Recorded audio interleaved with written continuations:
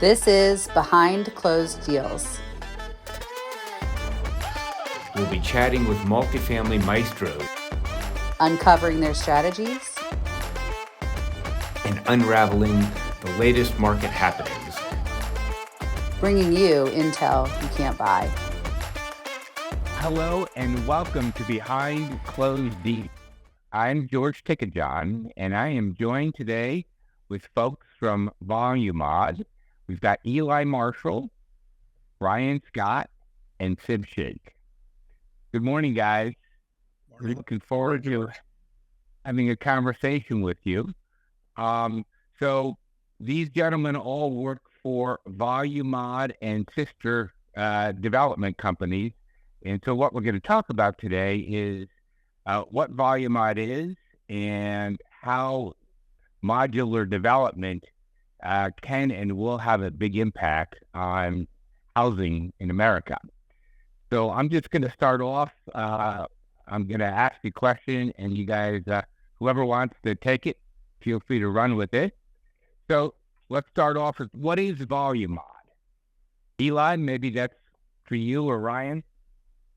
Yeah, I'm happy to speak to it a little bit, but Ryan, if you'd like to take the lead, wonderful, and maybe I can chime in with some color. Yeah, absolutely. I'll start off.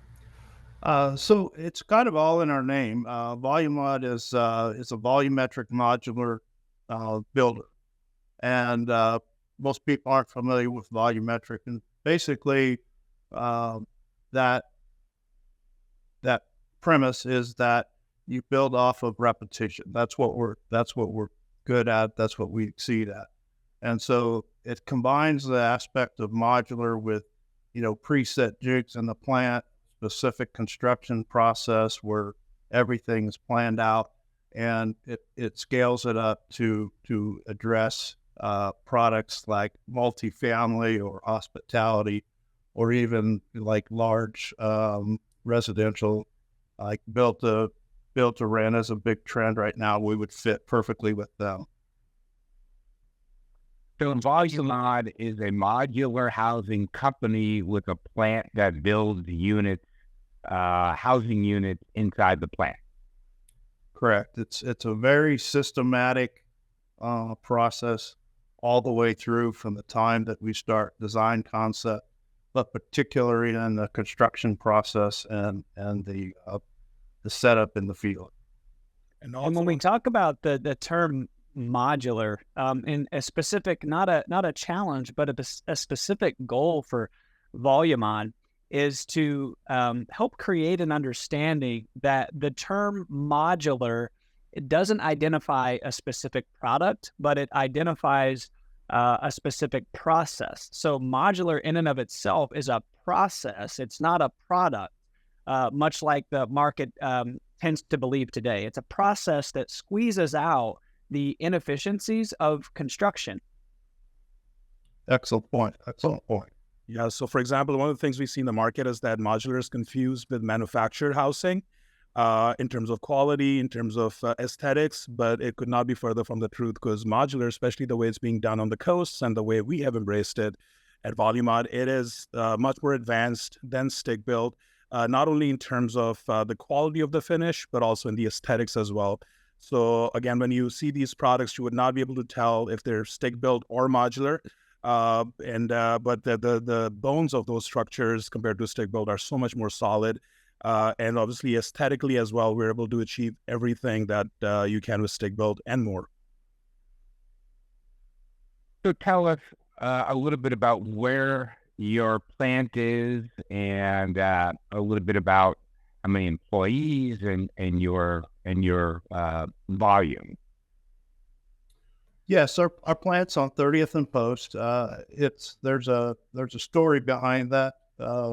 It was specifically chosen because our founder, Ethan Fernhopper, wanted to create opportunity on the east side, and he particularly selected this building in this location for those reasons. If we can get into some of the other parts of that in a minute, but we occupy about 250,000 square feet in our production plant. And currently our head count is about 100 employees. We have about 70 in the plant, and then the remaining is in the office or support functions. And so we have, excuse me, Eli, we have viewers that aren't from Indy. So for those, the plant is at 30th and Post in Indianapolis. It's on the east side of Indianapolis. Eli, what were you going to add?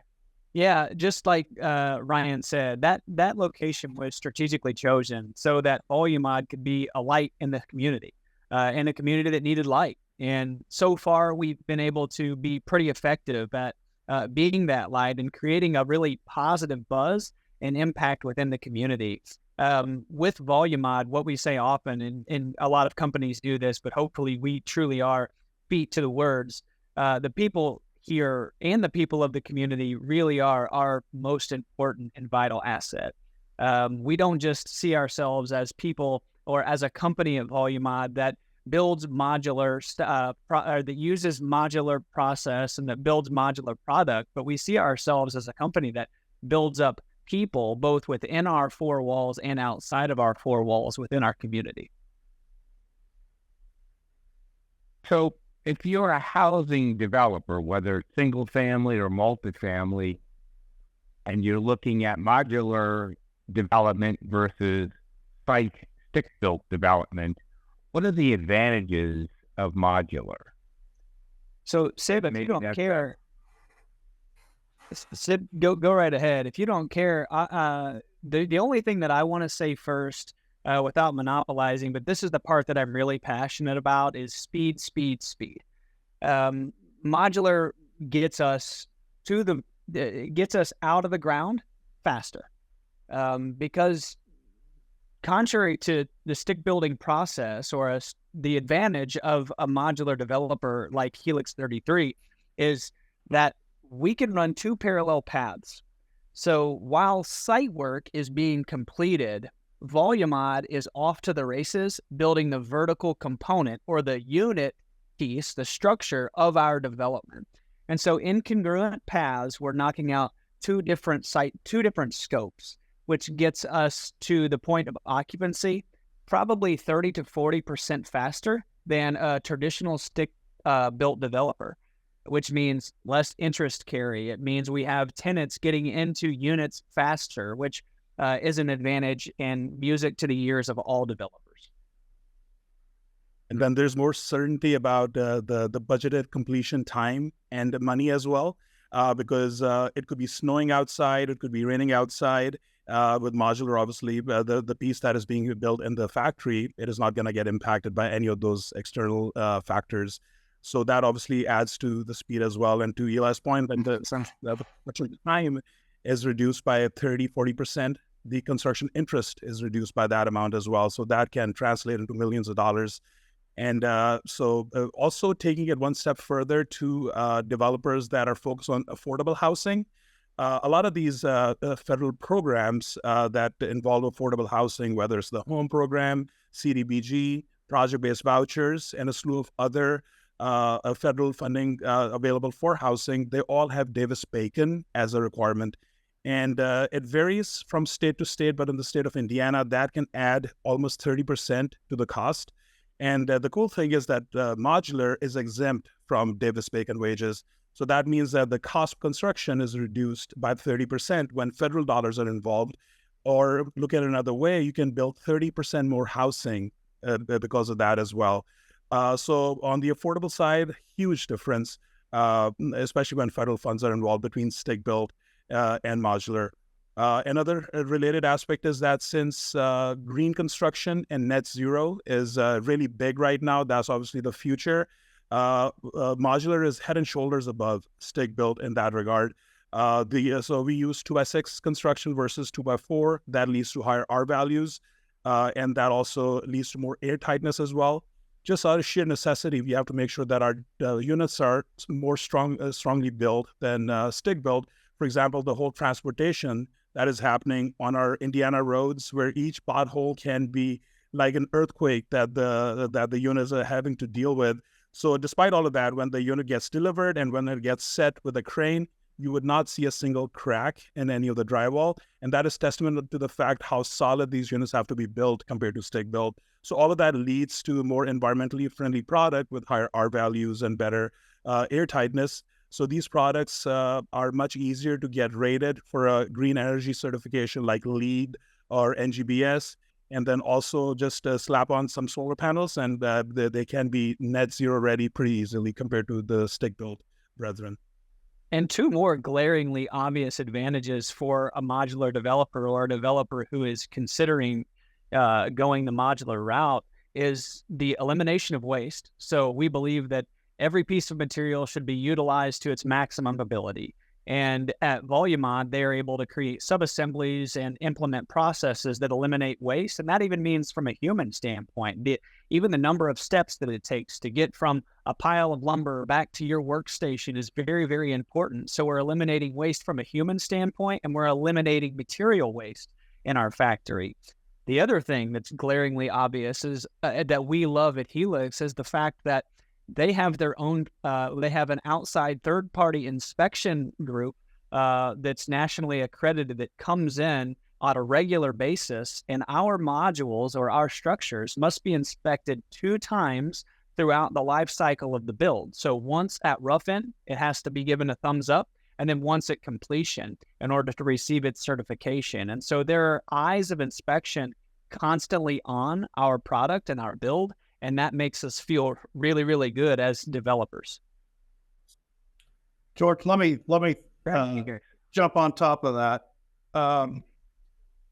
Yeah, a developer can basically view us like a super sub. We're combining a lot of the elements of what is done on site into one place: electricians, plumbers, framers, roofers, all that stuff. And so one of the advantages is, there's a lack of skilled trades in the marketplace right now. And so that we remove that obstacle for the developer, because we are all of those trades under one roof. Sib mentioned it a little bit. Also, the cost overruns, we actually guarantee our pricing once we go to contract. So that's something that nobody really ever wants to talk about. They'll talk about the initial price, but they don't ever tell you they went 5, 10, or 15% over budget. So with us, you can have that assurance that the price is the price. Because of our construction process, we are able to achieve a consistently higher level of quality. As I mentioned earlier, the jigs and fixtures that we have in place are designed to make sure things are square. And, the old adage of build it right the first time. We have a distinct advantage because of how we build in that regard.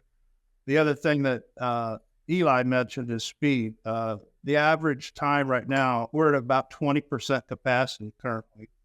And that means a module goes through our factory from start to finish in about 2 weeks of working time. So that's extremely quick from, raw framing to a completed unit, 2 weeks. So what that allows you to happen is the mention of 30 to 40% faster is less carrying costs, number one, but the bigger point of that is you're bringing revenues forward, whether you're selling the project or whether you're holding it and renting it, you're bringing those revenues forward months in advance. And so there's opportunity costs that are lost when you site build compared to what you do as modular. Great. All right, guys, thank you. Tell us a little bit about the variety of product that you can build.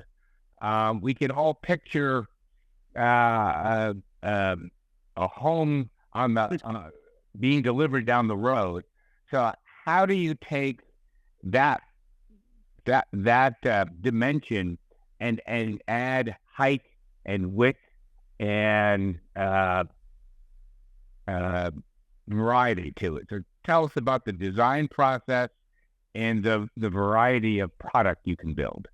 Yeah, George, I think what you're asking is how do you make these things not look like a box? And the good news is we can do that. And Ryan, if you want to kind of speak to that a little bit. Yeah. So as far as product, again, we're a volume-based builder, so we're looking for larger products. So in the single family realm, we would want to look at subdivisions where we're building, a handful of different variety, but it's on a large scale. Multifamily, 3-story, open breezeway, 3 stories, center corridor apartments, townhomes.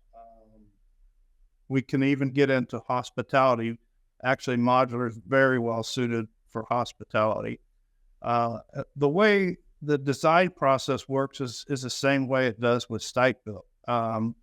Essentially, you engage an architect looking at your piece of ground. You obviously want to maximize your density and determine what kind of product fits best there. And then we take the building structure that fits onto that site and figure out how to build it as modular.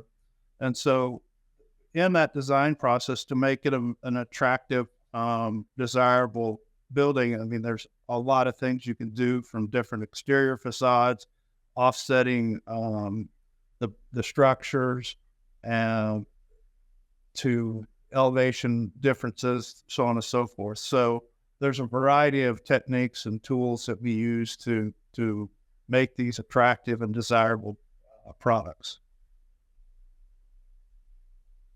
Okay. So what is the variety of, from a multifamily standpoint, what is the variety of products you can build? I know I've seen the single-story triplexes, because you've got 2 projects underway now. So that I've seen. What else can you do? You mentioned 3-story, Ryan. Right now in the plant, we've got a 2-story duplex that's being built. And right after that, we have a 3-story townhome that's one's in a 5-plex configuration and the other one's a 2-plex configuration. So those are 2 examples of some product that we have working. One of the projects we're trying to bring to contract right now is a 3-story open breezeway apartment complex. So there's a large variety, and sometimes it's almost it's unlimited, just dependent upon your imagination. So literally the only constraint is the construction code, the same rules that apply to stick built, where the wood construction piece of it can be up to 5 to 6 stories, and you can have a podium construction underneath, whether it's steel or concrete. So pretty much all of it applies to modular as well. We can go up to 5 to 6 stories in modular construction, and then have 1 to 2 stories of podium underneath as well. So again, the only limitation is what the construction code allows, type 3 and type 5 construction for wood. That's what excites us as a developer, is the fact that we're going to be able to have speed across those different product types. The fact that we can essentially mimic or even create new product types that are non-existent right now on the market in modular. I feel like our options actually are wide open, and Volumod does a great job of providing us those different options. Tell us about timeframes and costs. So how much lead time do you need? Once you get an order, how many units can you build, per week, per month? And then what are the financial arrangements? When do you require funds from the developer? So typically, the design process would play out the same as it does on a site-built project. The only difference between volumetric modular and site-built is the design really needs to be nailed down and tight when we go to production, because, as I said, things happen very fast. So it's not a situation where you walk into a framed building and decide, I want to move a wall 12 inches, because that's already sheetrocked as wires in the wall and gone by that time. So you do have to really pay attention to the details and understand what you're signing off on. But that part of the process is essentially the same. So once the design is agreed upon, we go to contract, and typically we take 20% of the total contract price. The terms are a little different than site built, and that's because of the speed. Again, we're going to have completed modules moving off of the line within a matter of a few weeks. So we really need that upfront money a little faster than you would on site build.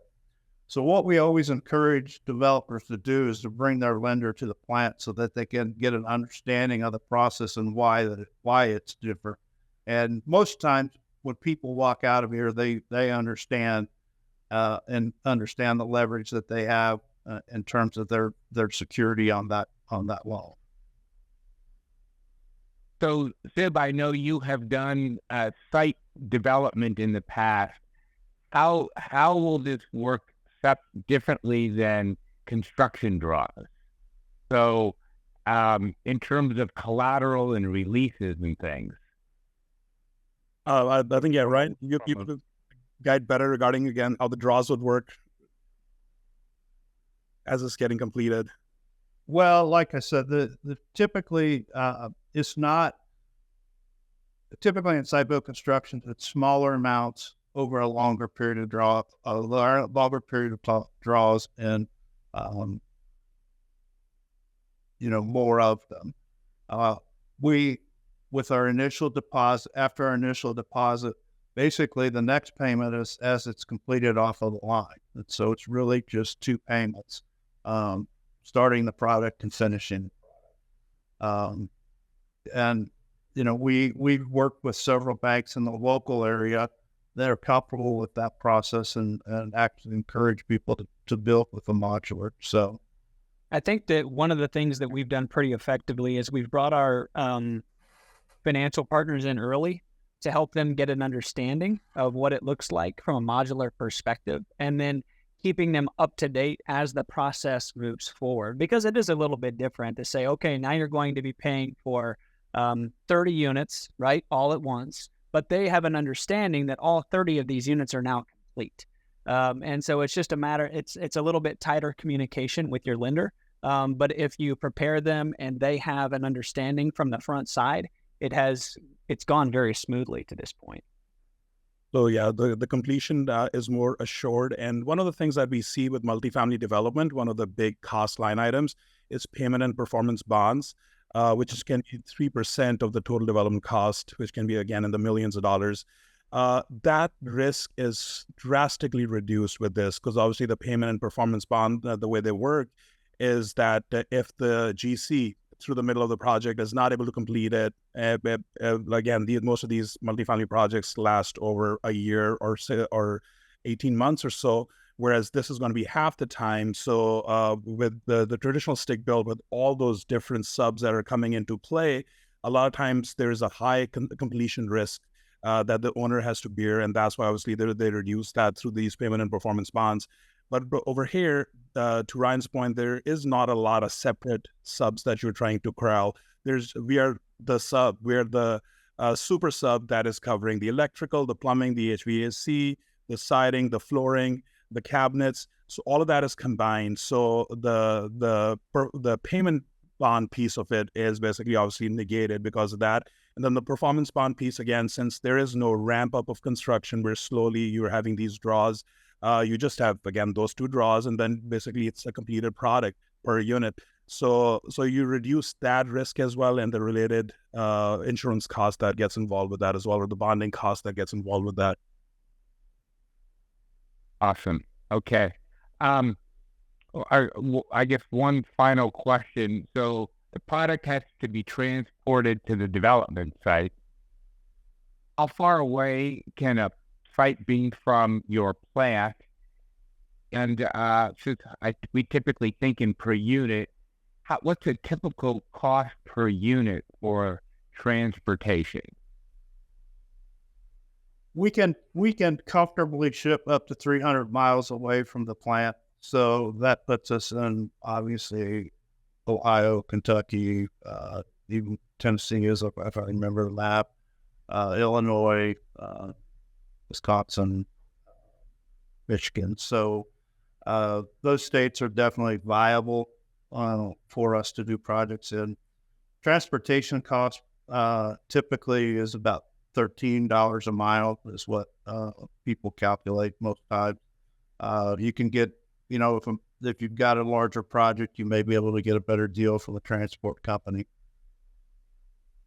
And that includes insurance. I assume the transportation is the responsibility of the developer, not Volumod, right? So that 13 cents a mile would include everything that it would take to be responsible for moving the product?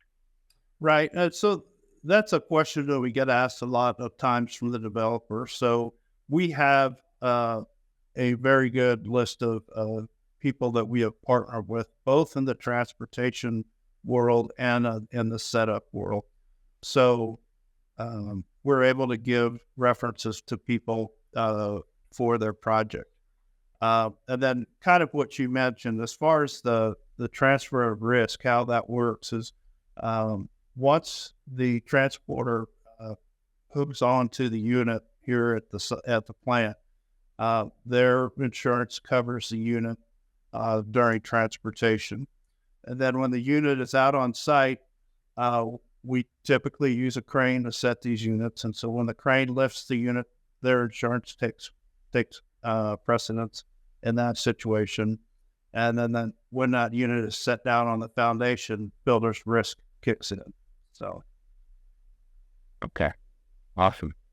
Well, guys, it's been interesting.